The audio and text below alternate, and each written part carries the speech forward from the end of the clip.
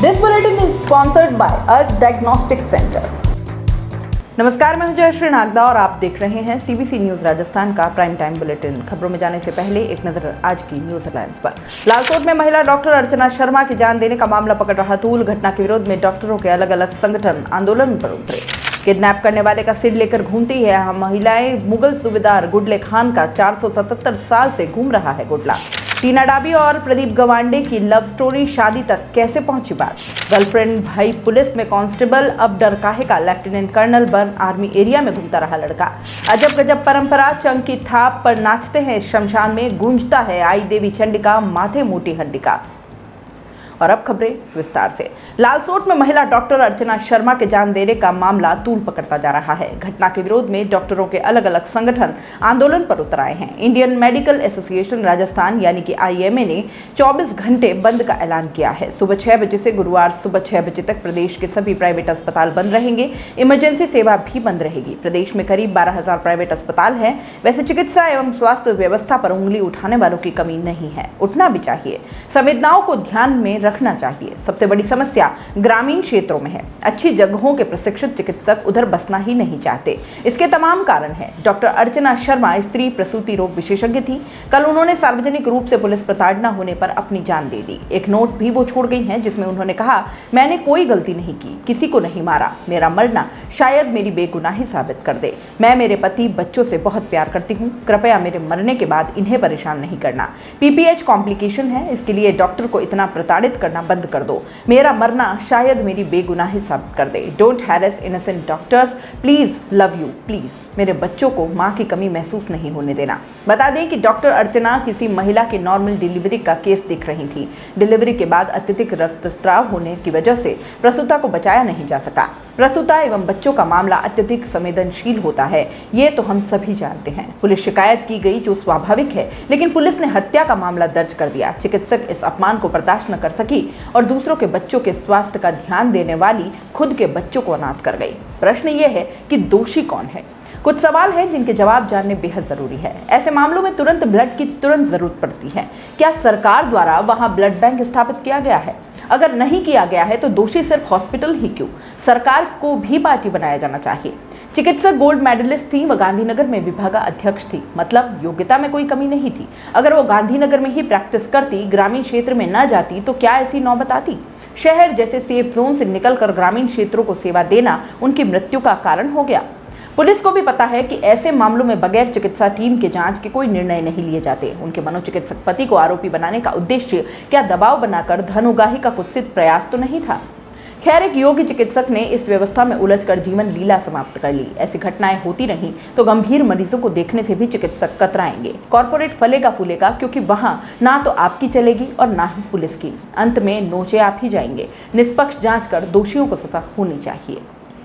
होली के बाद मारवाड़ की गलियों में घुडलो घूमेला जी घूमेला, सुहागन बार आवे घुडलो घूमेला जी घूमेला गीत सुनाई दे रहे हैं। दरअसल ये गीत मारवाड़ की महिलाओं की आज़ादी से जुड़ा है।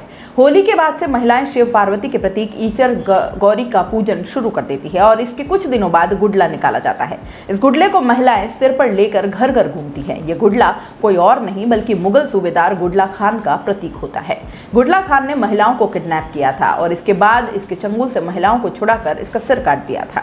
मारवाड़ की महिलाएं इसे अपनी आजादी से जोड़ती हैं। तीजड़ियों का समूह सज धज कर सिर पर छोटी सी छेद वाली मटकी लेकर घर घर गीत गाते हुए घूमती हैं। जिस घर में गुडले की टोली पहुंचती है वहां महिलाओं का स्वागत किया जाता है।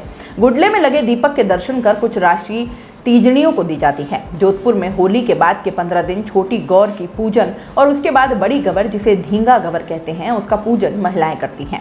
इस त्योहार के पीछे की कहानी ये है कि जोधपुर की स्थापना करने वाले राव जोधा का पुत्र राव सातल वर्ष 1545 में मारवाड़ की गद्दी पर बैठे। इनमें 2 पुत्र थे, दूदाजी और परसिंह।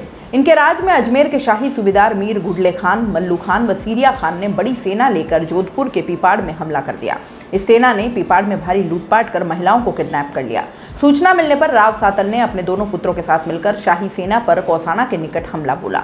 इस युद्ध में राव सातल ने गुडले खान को मारकर महिलाओं को मुक्त करवाया, लेकिन खुद शहीद हो गए। युद्ध के बाद गुडले खान का सिर जोधपुर लाया गया और मारवाड़ में विजयी उत्सव मनाया गया। इसी के बाद से मारवाड़ की महिलाएं घुडला लेकर घूमती हैं और बताती है कि यह उनकी आज़ादी का त्योहार है। महिलाओं की आज़ादी के इस पर्व को उसके बाद से हर साल मनाया जाता है। इसके तहत महिलाएं मिलकर एक छोटा सा घड़ा खरीदती हैं। इस घड़े पर गुडले खान के चेहरे पर हुए घाव के प्रतीक के रूप में छेद करवाती हैं और इसके बाद घड़े को रंगों से आकर्षक कलाकारी से रंग कर इसमें एक दीपक रखकर वे गीत गाती हुई शहर में रोज शाम को घूमने निकलती है। किसी के घर जाने पर वहां की महिलाएं इनका स्वागत करती हैं और दीपक के दर्शन कर उस पर चढ़ावा भी चढ़ाती हैं। होली के बाद से ही पूजा शुरू हो जाती है। चैत्र कृष्ण पक्ष अष्टमी से गुडला घुमाना शुरू कर दिया जाता है। चैत्र नवरात्र की तीज पर गबर के साथ गुडले का विसर्जन किया जाता है। आईएएस टीना डाबी एक बार फिर से सुर्खियों में है। प्रदीप गवांडे के साथ उनकी दूसरी शादी के अनाउंसमेंट के साथ ही टीना सोशल मीडिया पर छा गई हैं। ट्विटर पर #टीना डाबी ट्रेंड करने लगा है। टीना ने अपने मंगेतर प्रदीप के साथ फोटो सोशल मीडिया पर शेयर की थी और इसके साथ ही कपल ने अपनी सगाई की खबर भी थी। इसके बाद उनके पोस्ट पर ट्वीट, रीट्वीट, शेयर और कमेंट्स की बाढ़ आ गई। राजस्थान कैडर की 2015 बैच की आईएएस टीना डाबी की पहली शादी उनके बैचमेट अतहर से हुई थी। पिछले साल आपसी सहमति से दोनों ने अलग होने का फैसला किया था और अब टीना प्रदीप से शादी करने जा रही है। उनके पोस्ट पर कुछ यूजर्स ने #लवजिहाद जैसे हैशटैग का इस्तेमाल कर नेगेटिव कमेंट भी किए हैं। शादी के ऐलान के बाद टीना डाबी और प्रदीप गवांडे की पर्सनल लाइफ को लेकर कई तरह की गॉसिप हो रही हैं। कपल की लव स्टोरी, लाइफ और शादी के अलावा टीना की पहली शादी, तलाक और नए रिलेशनशिप को लेकर भी चर्चाएं तेज हैं। टीना ने एक मीडिया हाउस से हुई बातचीत में इन सारे सवालों का खुलकर जवाब दिया है। उन्होंने महिलाओं को लाइफ में सेकंड चांस के बारे में भी काफी समझाया है। टीना डाबी ने कहा कि किसी भी महिला के लिए तलाक एक दर्दनाक अनुभव होता है और इस इमोशनल सिचुएशन से बाहर निकलने के लिए मैंने खुद को अपने काम में व्यस्त रखा। परिवार ने मेरा काफी साथ दिया। टीना बताती हैं कि 2021 में कोविड सेकेंड वेव के दौरान वह और प्रदीप एक साथ हेल्थ डिपार्टमेंट में थे। इस दौरान हमारी मुलाकात हुई और फिर हम अच्छे दोस्त बन गए। शादी का फैसला लेने से पहले हमने एक दूसरे को समझा, परिवार को जाना। टीना और प्रदीप की मैरिज को लेकर कई तरह की अफवाहें भी सोशल मीडिया पर थीं। इस पर डाबी ने साथ ही बताया कि ये मेरी दूसरी और प्रदीप की पहली शादी है। इतना ही नहीं, कपल की एज डिफरेंस को लेकर भी काफी चर्चा हो रही है। इस पर टीना का कहना है कि शादी जैसा जरूरी फैसला उम्र देखकर नहीं लिया जा सकता, बल्कि एक दूसरे को समझने के बाद और कंपैटिबिलिटी नेचर देखकर लिया जाता है। टीना कहती हैं कि प्रदीप एक अच्छे इंसान है। हम पहले अच्छे दोस्त बने और फिर एक दिन प्रदीप ने मुझे प्रपोज कर दिया। मेरे फैसले से परिवार वाले भी खुश हैं। उन्होंने बताया कि प्रदीप लातूर जिले से हैं, अब उनका परिवार पुणे में रहता है। उन्होंने पहले औरंगाबाद से MBBS किया और दिल्ली में काम किया। इसी दौरान उन्होंने UPSC की तैयारी और IAS बने। टीना ने कहा कि जीवन में दूसरा मौका जरूर मिलता है, उसे खोए नहीं, खुद पर विश्वास रखें, किसी भी बुरे रिश्ते में घुट-घुट कर रहने की गलती कभी न करें। उन्होंने कहा कि उम्मीद करती हूँ मेरी शादी उन लड़कियों को अपना फैसला लेने की ताकत देगी जो खुद को फंसा हुआ महसूस कर रही हैं। सैया भय कोतवाल अब डर काहे का, ये तो आपने सुना होगा, लेकिन गर्लफ्रेंड भई कोतवाल अब डर काहे का, ये नहीं सुन रखा होगा। लेकिन हुआ कुछ ऐसा ही है। मिलिट्री इंटेलिजेंस की सूचना पर जयपुर में एक फर्जी लेफ्टिनेंट कर्नल को गिरफ्तार किया गया है। महज 23 साल का ये युवक अमर सिंह इतना शातिर था कि आर्मी के संवेदनशील इलाकों में घूमता था, कैंटीन से सामान और शराब की बोतलें खरीद लेता था। उसने आर्मी से संबंधित सभी महत्वपूर्ण कागज भी बना लिए थे। जांच में आरोपी के पास से पुलिस के मिलिट्री, शिक्षा अधिकारी, डॉक्टरों की व नोटरी पब्लिक की रबर स्टैंप व आर्मी का फर्जी ID कार्ड, कैंटीन कार्ड व मिलिट्री की अन्य वर्दी व सामान भी मिला है।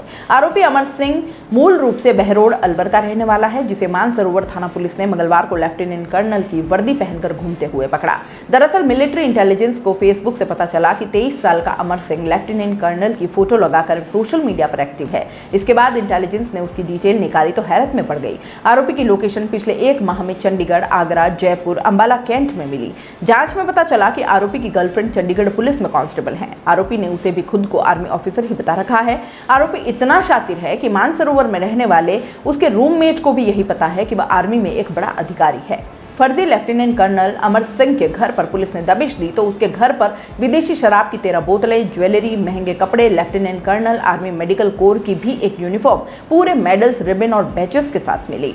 फर्जी रबर स्टैंप्स व उनके द्वारा जारी किए गए फर्जी दस्तावेज और सर्टिफिकेट भी मिले। आरोपी धनवंतरी इंस्टीट्यूट ऑफ पैरामेडिकल में नर्सिंग का छात्र है। नर्सिंग इंस्टीट्यूट में भी आरोपी वर्दी पहनकर कई बार जाता था। आरोपी ने आर्मी से 2 साल की स्टडी लीव पर होना बताकर मेडिकल में प्रवेश ले लिया।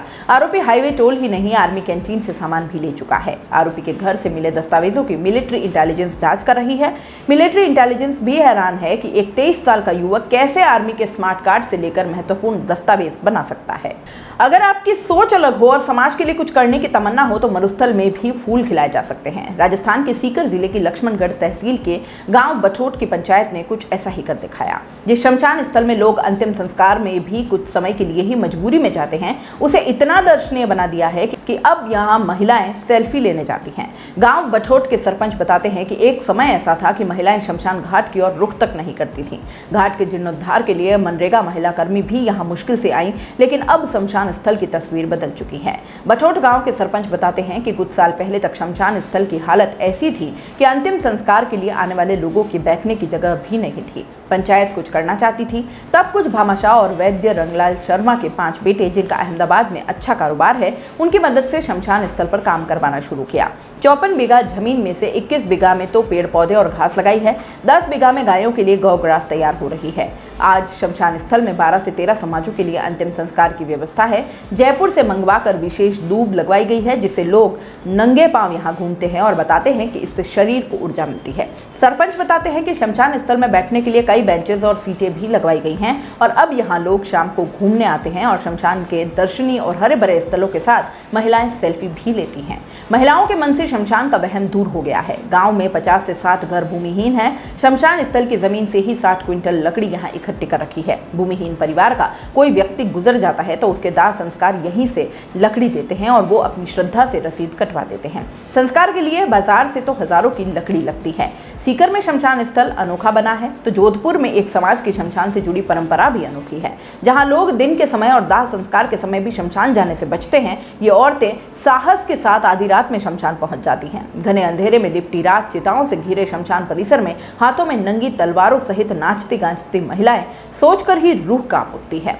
इस नज़ारे को देखने वाले किसी भी शख्स की हालत नाजुक हो सकती है, क्योंकि ये औरतें आधी रात को चंग की थाप पर नाचती हैं। हाथों में नंगी तलवारें होती हैं और मुंह से गूंजता है आई देवी चंडिका माथे मोटी खंडिका। ये नज़ारा वैसे तो लगभग हर साल फागुन के महीने में दिखाई देता है, लेकिन इस बार कुछ साल बाद दिखाई दिया। जोधपुर के भीतरी शहर में कुम्हारिया कुआं मोहल्ले में स्थित कुंभेश्वर गणेश मंदिर से महिलाएं आधे मटके में दीपक जलाकर शमशान तक जाती हैं। इसी दौरान आदमियों ने चंग पर थाप देना शुरू किया और ये औरतें नाचने लगी। महिलाओं के हाथों में नंगी तलवारें थीं और औरतों की ये टोली शमशान तक गाती हुई चलती हैं। खेम कुशल हाथ में मूसल आई देवी चंडिका माथे मोटी खंडिका।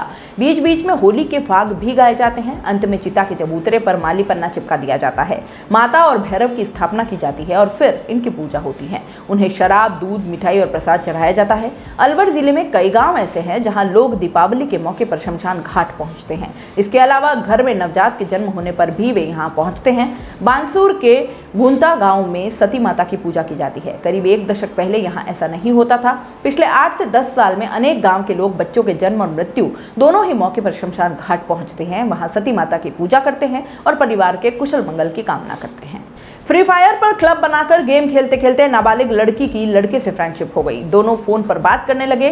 दोस्ती इतनी बढ़ गई कि नाबालिग गुजरात में लड़के से मिलने घर से भाग निकली। बस में गुजरात जा रही थी तो बस कंडक्टर को शक हो गया। पूछताछ पर जवाब नहीं मिला तो उसने चाइल्ड लाइन की टीम को बुला लिया। लड़की की काउंसलिंग करने पर उसने बताया कि लड़के से उसकी बातचीत होती है। उसने फोन पर कहा था कि गुजरात आ जाओ, 18 साल के होंगे तब हम शादी कर लेंगे। मामला नागौर जिले के कुचामन थाना क्षेत्र का है। 14 साल की लड़की और 17 साल के लड़के के बीच 2 साल से दोस्ती थी। गेम के दौरान ही दोनों ने एक दूसरे के नंबर शेयर किए और बात करने लगे।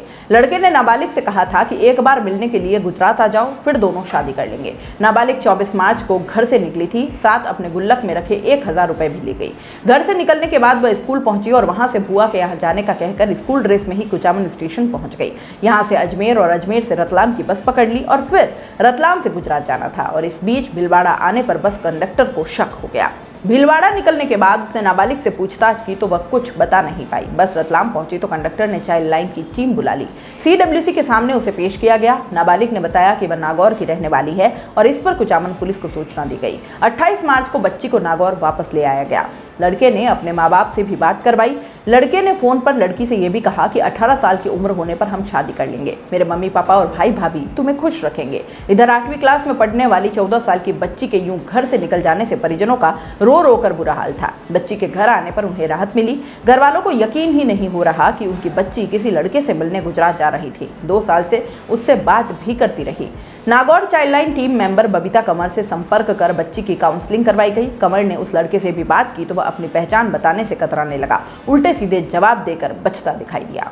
इन दिनों हर घर में गणगौर का पूजन हो रहा है। हम आपको बताने जा रहे हैं श्रीगंगानगर शहर से निकलने वाली एक ऐसी गणगौर के बारे में जिसकी श्रीगंगानगर में स्थापना रियासत काल में बीकानेर महाराजा गंगा सिंह के आदेश से हुई। ये गणगौर है सेठ लच्छीराम गीदड़ा की गणगौर। सेठ लच्छीराम गीदड़ा इलाके के धनाढ्य परिवारों में से एक हैं और इस परिवार को महाराजा ने इलाके में राजस्थान की परंपराएं बनाए रखने की जिम्मेदारी दी और इसी के तहत शुरू हुआ गणगौर का पूजन। श्रीगंगानगर इलाके में वर्ष 1927 में पंजाब से नहरों के जरिए पानी लाया गया। इसके साथ ही पंजाब इलाके के सिख परिवारों को भी यहां बसाया गया। इस इलाके में सिख परिवार आने के बाद भी महाराजा गंगा सिंह यहां राजस्थान की परंपराएं जीवित रखना चाहते थे और इसी कारण उन्होंने इलाके के प्रतिष्ठित लोगों से संपर्क बनाकर उन्हें अलग अलग जिम्मेदारियां दी। इसी क्रम में राजस्थान का प्रमुख पर्व गणगौर मनाने का जिम्मा सेठ लच्छीराम गीदड़ा को दिया गया। तब से लच्छीराम गीदड़ा की गणगौर इलाके में निकलती है। गणगौर की यह शुरुआत शहर के लक्कड़ मंडी इलाके से हुई। उस समय सेठ गीदड़ा लक्कड़ मंडी में ही रहते थे। पहली बार सवारी यहीं से निकाली गई। लक्कड़ मंडी का वो मकान आज भी इस इलाके में स्थापित है जहां पहली बार गणगौर निकाली गई। तब से लगातार सवारी निकलती रही है। सेठ लच्छीराम गीदड़ा की गणगौर कई अन्य गणगौर के साथ शहर के महावीर दल पहुंचती है। इसके यहाँ पहुंचने के पीछे इस इलाके में पुराने समय में एक कुआं होना बताया जा रहा है।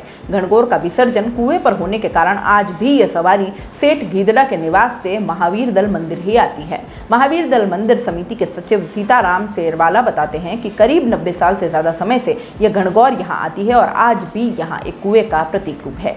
सेठ लच्छीराम गीदड़ा के परिवार के राकेश गीदड़ा बताते हैं कि वर्ष 2006 तक ये सवारी लक्कड़ मंडी से निकाली गई और इसके बाद से जवाहर नगर से निकलती है और महावीर दल मंदिर जाती है। हर बार ये सवारी खूब धूमधाम से निकलती है, लेकिन इस बार गीदड़ा परिवार में शोक के चलते इसे बेहद सादगीपूर्ण तरीके से मंदिर तक ले जाया जाएगा। वहाँ गणगौर के फेरे आदि भी आयोजन होंगे। CBC के प्राइम टाइम बुलेटिन में इतना ही। दीजिए इजाजत। नमस्कार। This bulletin is sponsored by earth diagnostic centre. दोस्तों, CBC न्यूज आपके सहयोग से लगातार बढ़ता जा रहा है। स्वतंत्र पत्रकारिता का सहयोग करने के लिए आपका धन्यवाद।